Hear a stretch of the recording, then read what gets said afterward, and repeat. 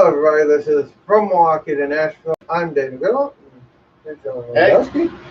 Our show is brought to you by the wonderful folks at Hockey Locker 202 West Tower Avenue, Milwaukee, Wisconsin. You can call them at 414-800-7585 or visit their website at hockeylockermilwaukee.com. And you can get this, a Seattle Kraken hat, which is our topic of discussion today. Yep. Our topic of discussion is the Seattle Kraken because, well, they made their final payment for their entry fee, which was...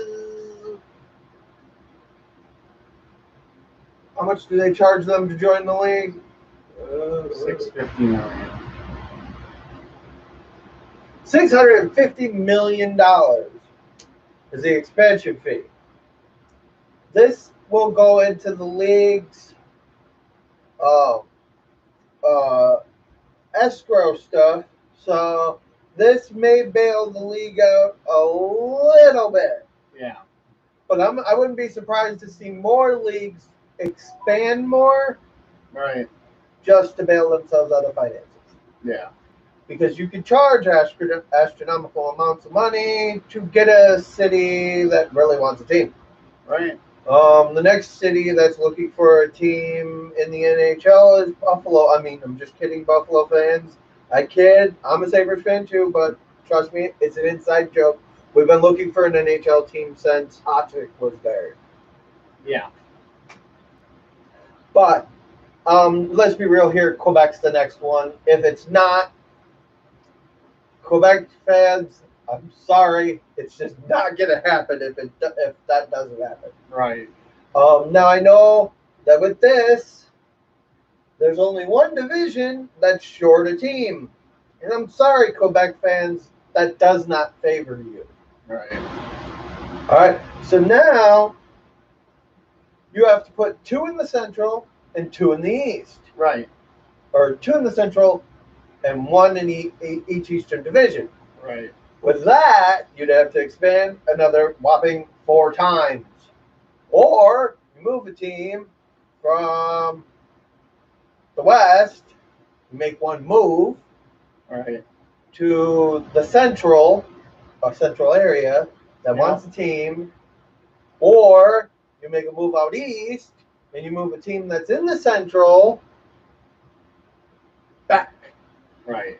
Like Columbus or Detroit. I prefer Columbus. I don't want to see Detroit no more. I prefer Detroit. We can prefer Detroit all we want because they're horrible right now. They will not be in like 5 years. Right. So, Columbus, they're just like a walking, steaming pile of dog doo-doo. As long as John Tortorella is there making their locker room a nightmare. He will go into a press conference and ruin everybody's mood, even if they won. But anyway, congratulations, Seattle. You finally got one of the bigger sports leagues. I know you had Major League Soccer. You have the NFL and MLB. Now you have the NHL back. First time since 1926. Yep. Where they were the Seattle Metropolitans. According also to their Wikipedia, the Seattle Metros were the first team in America to win the Stanley Cup. In 1917. So, kudos. Hopefully they don't win it their first year. Well, that would be actually kind of funny. That would be kind of fitting, but... if they won, couldn't do it, so why would they? Well, Vegas, I'm not even going to get into why Vegas couldn't do it. There's a number 8 on the team that he was playing against who was just playing lights out in the playoffs that year, and continues to do so. All right, so the main owner of the Seattle team is David Bonderman. Also in that group is Jerry Bruckheimer and Todd Whitney. Jerry Bruckheimer. Can he just do like all the vignettes and videos and editing for them? The projection thing. Oh. Yeah, he can do all that stuff. video intros, on ice projections, all of that. He can do it all. I will gladly take that. We just need like one episode of NCIS on the ice. No, I kid, but no, it's good to have sports there because it's a city that's been yearning for a reason to use that building. I'm glad that they kept the roof. That roof is iconic in sports. It's one of the weird triangle style. Right. You can see through the top roofs. That was really weird. Now there are some things about their arena that are interesting. All right. So the arena has Climate Pledge Arena. They plan. Quiet, you.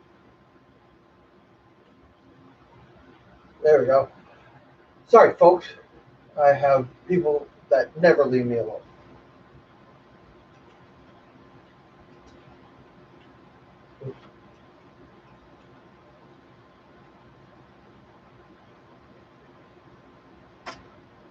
All right. So, Climate Pledge Arena is, according to their Wikipedia, they are. It was originally built for the 1962 World Fair. Yeah. Which, for those of us that remember the last one in the 90s, was really cool. Yeah. The World's Fair was always cool. But the Seattle Storm's women basketball team will be playing there.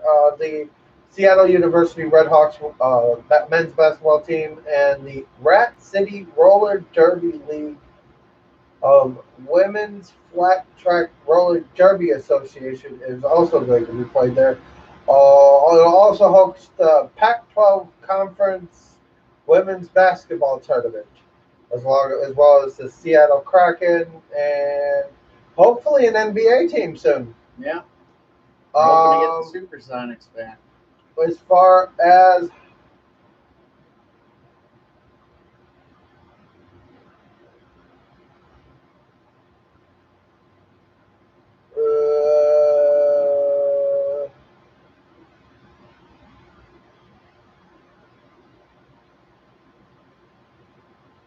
alrighty.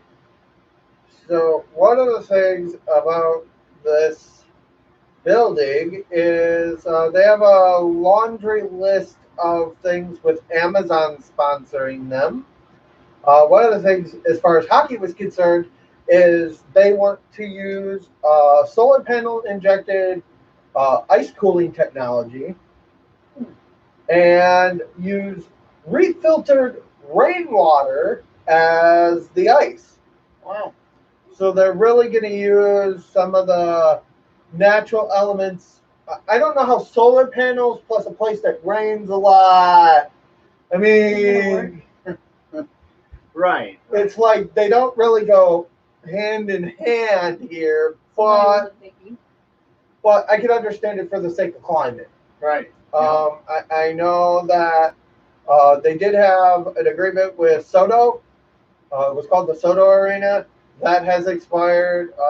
4 days after it expired, Amazon came in as the new, and they put around $100 million into the renovations. Okay. Amazon did, bringing the total renovations, which were originally going to be at about $600 million in renovations, to $700 million.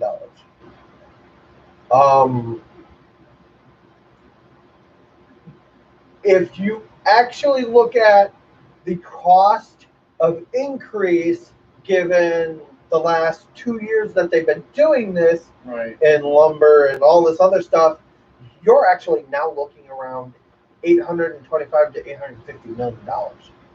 Even possibly 900 to 930. Yeah, around that ballpark. But for that sake, they kept the integrity of the building. Yeah. They kept. We just watched how they kept the roof up. That was really interesting. That's interesting. I'm really looking forward to seeing Seattle. We're not so much looking forward to the expansion draft and losing players. Right.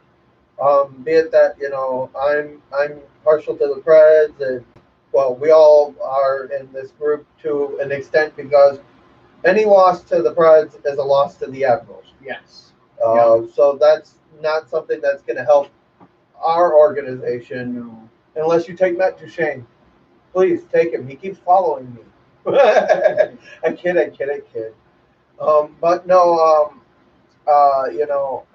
John, his first team is always and forever going to be Colorado. Yep. My first team was Buffalo. My true love now is hockey in general, but my first team is right there because of this team right here. Yep.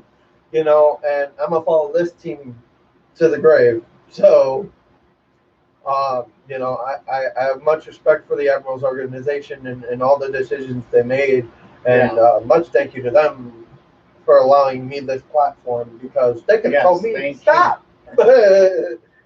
So this has been a lot of fun, but looking at it, so the Kraken now with that done have another monumental day. 6 days ago, they put the first seats in the arena. Yeah. That's a good step for them. They will drop the puck in October. Yep. So with that, their general manager is Ron Francis. Head coach is to be determined. I've never met to be determined or TBD, but that guy's everywhere. You look up he's a pitcher some days, and you look a month in advance to see the starting rotation. I think Gretzky will try his chance at coaching again. Oh, I pray not. Or what? Well, was looking at making a return at coaching, but I wouldn't be surprised at that. Right. With that being said, they did say that they're looking at free agents, guys that are not eligible for re-entry for the draft. Right. For this next year. So they're looking at the Ontario Hockey League, Western Hockey League, Quebec Major Juniors, as well as players in Europe. If there are any free agents that have interest in signing, obviously they will. And for those of you that may remember, Reed Duke was the first free agent signing by the Vegas Golden Knights. He was actually assigned to the Chicago Wolves before they were even a team. Yeah. By the Vegas Golden Knights to get. He was put there as an ATO. Right. Before it was even announced that they were going to be their affiliate. Yeah. It was just interesting how that all played out. Now,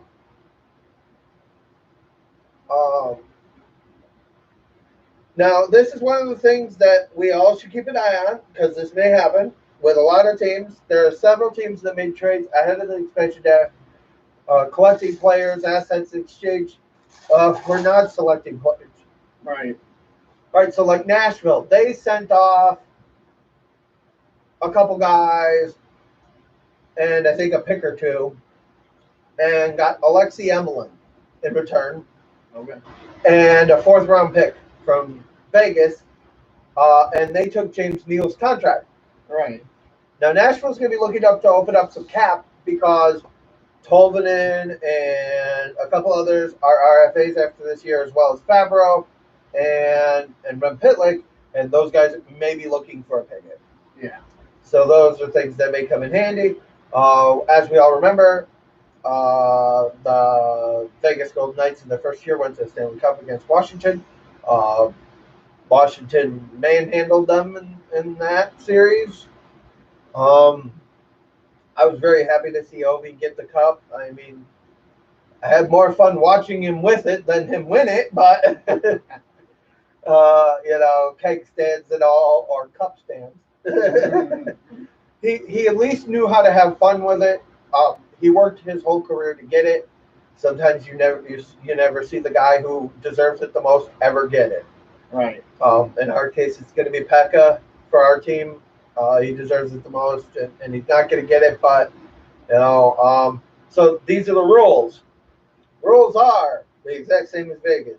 Team can protect 7 forwards, 3 defensemen, and 1 goalie, or 8 skaters and a goalie. Now, it's kind of a risky prop there. If you're a team like Nashville who has 4 good defensemen Right. and a bunch of good forwards, you're kind of at a.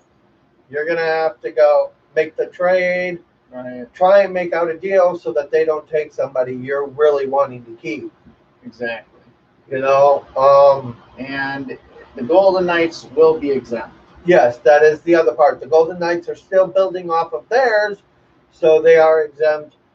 Teams have until July 17th to present their protection list with the NHL and Seattle. Yeah.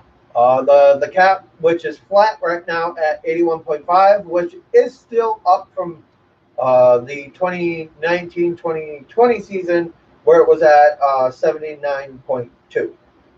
So it is up a little bit, but due to COVID and revenue low, we have a flat cap at 81.5, which players were willing to put money into an escrow account to keep it that high. Right. Understandably so. April 13th, teams that are willing to move some players and free agency.